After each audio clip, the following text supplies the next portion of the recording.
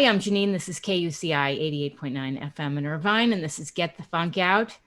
Well, today I'm going to feature the film After So Many Days. It's releasing digitally on October 20th, and I'm joined by filmmakers and documentary subjects Jim Hanft and Samantha Yonack, and they're standing by right now. Welcome to the show. Thanks for having Yeah. us. Hi, Janeane. Thanks for having us. So the premise here, were you recently married when you decided to do this film?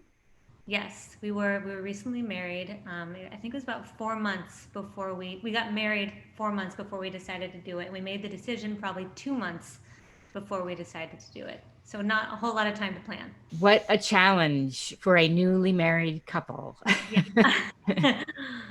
Do you want to tell the listeners what the film's about? Yeah.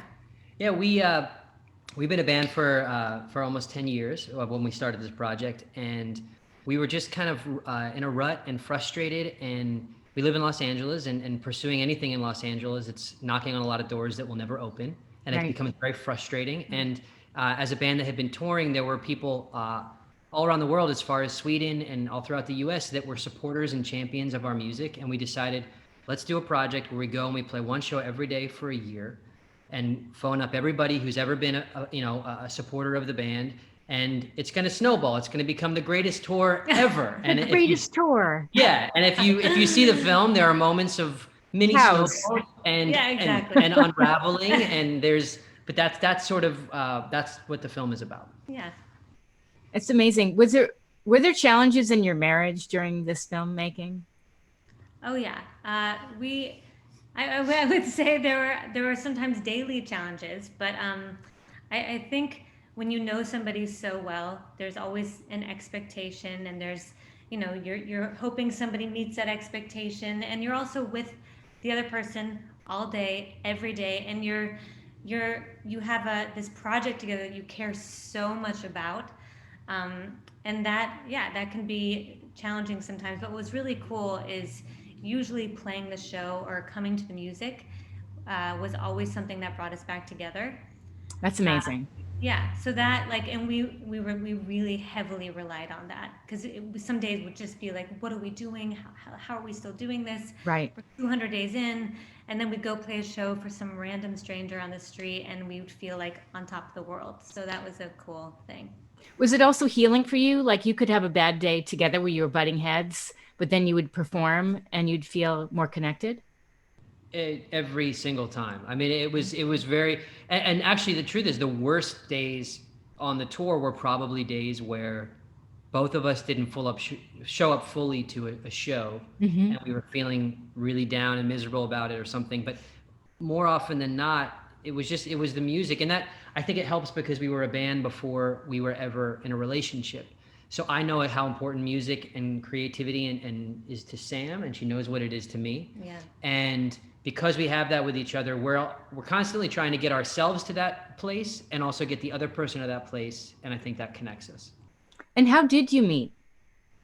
We met at a friend's comedy show out in Los Angeles, and literally a week later, Jim and I ended up talking that night. I hit on a car full of Yeah, girls. he did. He did. Outside of a comedy venue, as you do as any proactive single guy in Los Angeles or anywhere. Yeah, and I don't think we were fully having it, but we were. What does that mean? No, One of the four. That's true. That's true. But our friend, there were reasons as to why we didn't end up in a relationship immediately, Yeah. and we're thankful for that because it allowed us to get to know each other on a much different level. That's But good. a week after that, we started writing music together. Like Jim came over to my apartment. We wrote our first song. Yeah. Yeah. That's amazing. Were you both songwriters for a long time before that? We were both writing our own stuff before. Yeah. Yeah, and I wouldn't say a long time, but I would say we were kind of, had we kept going and not met each other, we would have developed our own sound and kept going. But we were kind of in this development stage individually, and when we met each other, the development just became developing together. Yeah. And I think that's where our sound comes from, and that's where our music comes from. Yeah. Yeah, because your voices really complement each other. Oh, thanks. Thank you. Yeah. Yeah. So what was it like when you first started performing in LA that then you decided to make this film? Was it tough? Well, no, I think it was really the idea of making a film was really exciting for us. I think we wanted to bring another element into what we were doing. And so this tour was one thing, and then the idea that we were going to capture this crazy thing and something was going to come out at the other end of it was really exciting. And we both were both really, you know, Jim comes kind of from, he's an editing background and yeah. Editing back. I mean, I wouldn't say editing. I know how to edit. I mean, You knew how to edit. I'm a super fast learner, and I think we're living in a time. What's really cool, if you're anybody who's creative, we're living in actually, if you're into anything, you can go online and find more information about how to do it. You bet. And if you're a fast learner, that's the thing. So, you know, I did some editing, the music production side of things, but then I also came from doing comedy in college, and I would, you know, and that's where the performance aspect of the, you know, touring and performing and playing shows. Yeah, we both I came from a theater background, so performing in general, so storytelling and all of these things were something that we both really loved, and we wanted to explore in other ways. That's amazing. So, yeah. What are some highlights of this trip? You know, performing every day. Take it away.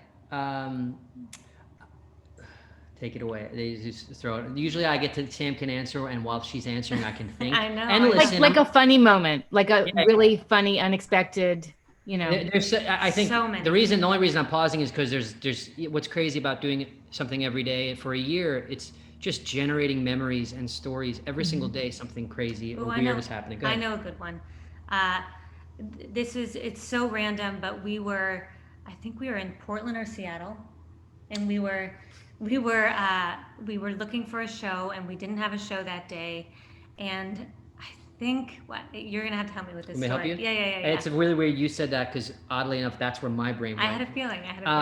There was a day we were walking down the street in Portland, kind of in this semi-residential neighborhood, and there was a girl sitting by herself with headphones on, waiting for either a bus or an Uber. I'm not sure what it was, and she was just sitting there. And I said to Sam, I was like, we should ask her if she can just sit there, and we'll have her take her headphones off, and we'll play behind her, and we could just pretend like she doesn't have to look at us. We're just gonna play as if we're her headphones. It sounds so strange and weird saying it, but I will say that It worked.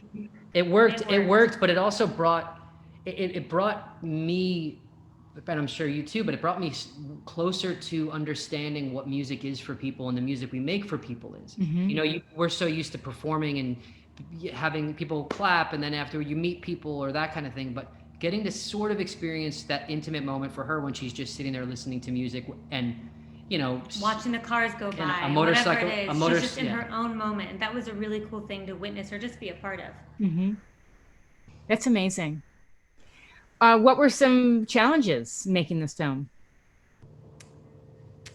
I think some challenges were the days that we didn't show up, the days that we kind of, we just kind of were like, okay, here we go, let's do this. You know, those were the hardest days, because we were like, what are we doing? Why are we doing this? It's a lot. And you know, especially if we were only halfway through and you look out and there's another 125 days to go, and you're like, oh my God. And sometimes what was cool about those days, though, is we would kind of gauge each other, and you would be like, did that feel like a real show to you? And I was like, no. And we'd go do something else, because otherwise we needed that thing to keep us going. Yes. During the tour. And actually, even when making the film, you know, you're cutting something together and it's not working, and you're spending hours and hours and hours on 3 seconds of something. And then it's just that push through, that showing up that gets you through to the other side. And I think those were the most challenging, but also the most rewarding moments. It sounds like at the beginning it could have felt like a honeymoon, like you're going, you know, across the country. But then after a while, it's like, wow, this is challenging. This is challenging to your relationship, to everything. Yeah, exactly. There's this excitement and momentum at the beginning, and I think what's really great about the length of the tour for us was you're just forced into these moments where you're no longer excited by a view. You're no longer excited by the coffee shop, that new whatever that is. You're now looking for other things to inspire you. Exactly. Yeah. So I know this is did it screen, or was it going to screen at the Nashville Film Festival? Yeah, it's screened at the Nashville Film Festival. We actually just found out that we won the best music doc there, which was a really cool thing. Whoa, congratulations. Thank Thank you. you. And unfortunately, we weren't able to be there in person, but what's been really cool, and what we're so grateful for, is that we were able to be at a bunch of the film festivals prior to things shutting down. So we got to, Good. we got to play this for an audience of people and feel their reaction and kind of share the story with them. So I'm glad we were able to do that before. I know, can you believe here the film is showing and you had the ability to go across the country and now we can't really go anywhere? I I know. mean, It's wow. it it's It's so weird. It's especially when something that we love to do is live. We love to be physically there connecting with people. Sure. It's hard. It's hard when you put something out into the world and you want to celebrate it. You want to be there, you know, hands on.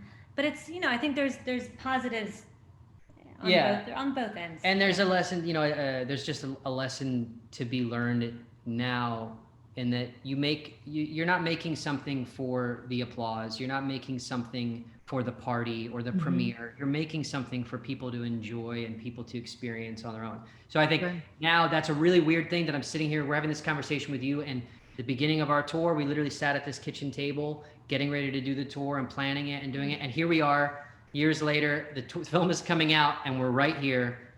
Yeah. And that we're right back where we were. That's And life. but that's it. One of the things I point out to people, how usually when you're little, you're taught don't talk to strangers. You don't want to talk to strangers, but isn't it a gift to connect with strangers? It's such a boost, It's we had right? yes, it is such a boost, and I think that was something that was so surprising during the tour. What was so cool is that we had this question, can we sing you a song? We had this opening, this invitation to strangers, and we were so surprised at the amount of no's. We got maybe only 3 no's the entire tour. Everybody just said yes. We would sing them a song, and it would open up these amazing conversations with all of these strangers that we never would have crossed paths with. So It's amazing. yeah, that So was a cool any thing. kids out there, talk to strangers. Basically is what we're all saying. Yeah. Within reason. But then Yeah, exactly. yeah. But especially right now with what's going on, I always tell people it's a good time to talk to strangers, like talk to your neighbors, talk to people. Like no one knows what someone else is going through. They might have a relative that's very sick right now, or they haven't been able to see somebody in a long time, you know? Mhm. How are you Totally. both coping with what's going on? I mean, music is a lot for both of you. It helps a lot, I would imagine. Yeah, I mean it's I think for people who like to be performing, who like that visceral effect, it's been hard. It's been hard, not doing that. And we're grateful that we have this film to be able to do that for us. And we're trying to turn to writing and recording and that kind of thing, which I think we should turn to more. Yeah. But it's an interesting time. It's an interesting time. It's been really hard. I mean, I think everybody, it doesn't matter who they are, whatever issues you had prior to the pandemic, they only got worse. Any mental things you had or any roadblocks that you were feeling. And I think I'm at this point now, and I think we're both, I said yesterday, we were walking and we were like, all right, it's like this is like chapter 2 emotionally. Obviously the pandemic itself and all the terrible things that are happening, that's going in cycles and waves that are really hard to track as just someone watching the news. But emotionally, we're trying now, I think, to not resist what's going on. I think there was this resistance before, and now It's like, okay, you know what, we have to be home. I gotta wake up and write a song because that's gonna feel better than waking up and looking at the news. So now I have to do that, and I think those things are gonna help. Totally. Yeah. I talk about on my show is Get the Funk Out. Yeah. So I love hearing stories of what people do to stay out of a funk. And for me, being creative and writing, I mean, I've written a lot of short scripts during this time, playing music, learning something new. I mean, all these things. And I don't watch the news. It's too toxic. That's good. We should shut that down a little bit. Yeah. Yeah, not watching the news is good. And just and I think too, having some kind of daily practice, something that you're showing up to that's like, no matter what, today I'm going to show up to this thing that makes me just feel a little bit better today. Right. And I think that tour taught us that in a way. It was kind of like a secret treasure box that we kind of took with us. It's like, oh, if you genuinely show up once a day, in that moment, you will feel better. And probably for about 5 hours after that, it'll kind of keep that feeling going. So yeah, I think we're kind of trying to remind ourselves of that in this moment of, like, remember how good that felt. Like, Sure. don't lose that, and try to apply that to, even though we're stuck at home and, things are different. Just, yeah. Yeah. Did you discover different sides of one another on this tour? Because here you were, meeting different people, experiencing different things. Did you see sides of each other that you said, wow, that's a beautiful thing, or I don't like that part of him? You know what I mean? Like, wow, she is so funny, or I didn't expect her to react like that with that person. Did you have moments like that? Yeah, all the time, and luckily they're more positive than they are negative. That's good. And I think there's so many things that I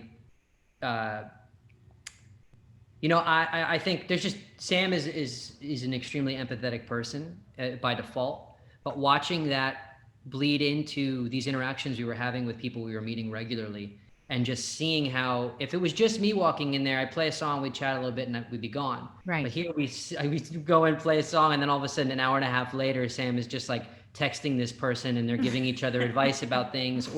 And I think seeing that just reminded me. I think any relationship that you're in for a long time, you forget about the positive sides of people. Yes. You sort of just, all of a sudden, they kind of go away, and then you go, oh yeah, that's probably one of the things that drew me in initially.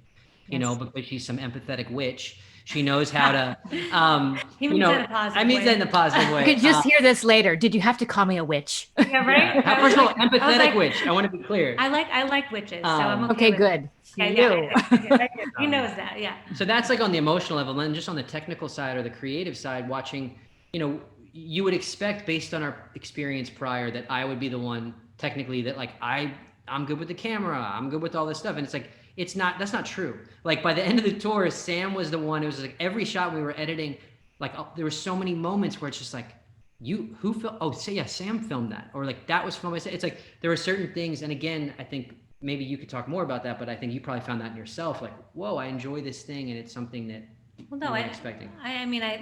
With you, I think on a kind of a similar thing, I think I was so grateful. Jim is, he could open up any conversation really easily. It was always so easy to go up to somebody, because he just has a way of kind of letting everybody you ease people. I don't know how you do it. I force them to be disarmed. But there's like a charm, and there's a charisma, and it's like any time that, like, I was like, oh God, I don't know if we should do this, Jim just waltzed right in and asked, and it was like, okay, like, it just, like, it disarmed them. That was, and also just your stamina in general. I think, there were so many times where I was so exhausted, and just like watching Jim's ability to just continue to go. I was like, okay, if he can do this, I can do this too. And then taking care of a million other things at the same time. I think, yeah. So you should say, now you need to basically say, I'm like a really, like, heartfelt jackrabbit or something, like something that's positive and negative. Okay. Like, kind of. I'm the empathetic witch. Yeah, You're like, the jackrabbit. That'll be your next film, The Empathetic Witch and the Crazy Jackrabbit. Yeah, Exactly, the charismatic exactly. maniac. Yeah, exactly. Where can people find out more about your film and you? All of our socials and everything are at We Are Jim and Sam. And the film is called After So Many Days. AfterSoManyDays.com has all the links of where you can watch the film. And then, when we're not, right now we will be doing things obviously online as much as you can as a band. Good. But once all, clears up and touring starts happening again, we'll be back on the road, traveling all around. And I know this is based in Irvine, so, Southern California, this is where we live. So Great. you definitely catch us live when that happens again. I would love that. Yeah, and the film comes out October 20th, and you can pre-order it now, and it'll be on all the platforms, on iTunes and Amazon, and yeah.